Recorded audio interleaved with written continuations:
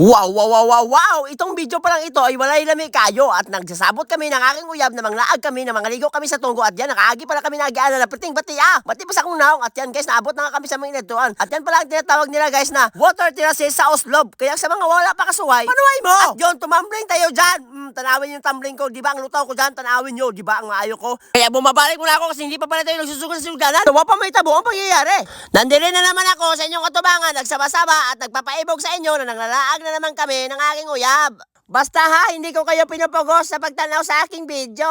At yun, nagpapatubang na nga kami.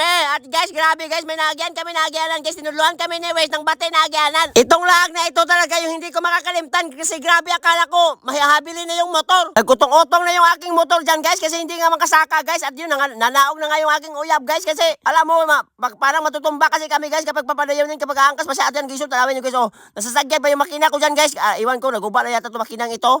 At patuloy pa rin tayo sa ating pagparayan guys. At yan, naglalaka pala yung ating uyab dyan guys. At sa mga napaplano pala na mga rin dito guys. Kapag tutuluan kayo ni Waze na dito kayo umagi sa Bogo, wag talaga kayong umagi guys. Kasi maguguba talaga yung motor nyo. At diretso na pala tayo dito guys. Kasi alam mo guys, medyo taas-taas na yung video. At yan guys, naabot na nga kami sa water terraces na yung aming destination. Medyo lisod-lisod yung dalan dito guys, pasulod sa water terraces guys. Pero mas lisod tong dito gikan sa Bogo tapos pasulod ka sa Batad-Batad guys. Grabe ang lisod na lang dalan. At yan guys, nasulod na nga kami guys. At yan, taraman nyo, ang daming cottage na guys no. May mga pabakan sila ng cottage guys. At may mga rooms din sila guys. Naampay sa mga manag-uyab. Sa mga manag-uyab dyan, birahing galagom. At yan guys, pasulod na nga kami guys. Dumulog na nga kami guys. At yan guys, so ang nindo talaga guys. Tanawin nyo guys.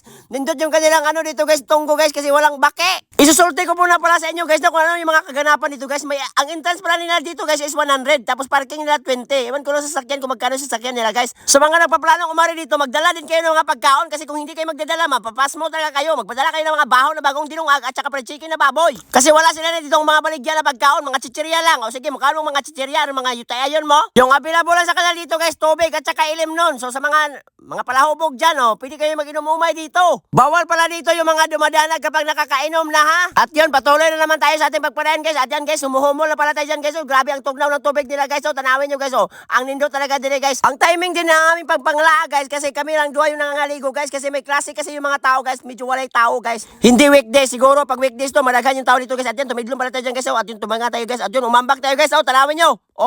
Mga expert naman ang bubuhat yan guys no. Kasi mabaw yan guys. May lawom din na spot dito guys. Mga 8 feet ang pinakalawom dito guys. Tanawin nyo guys. Ang nindo talaga dito guys no. Tanawin nyo guys nindot yung tunggo nila guys kasi walang mga waya-waya at mga baki guys. Ang tinaw, di ba? Sa mga wapa kasuway, panuway mo.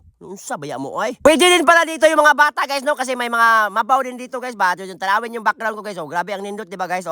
Kaya kayo diyan, ano pang pinapaabot nyo? Umari na kayo.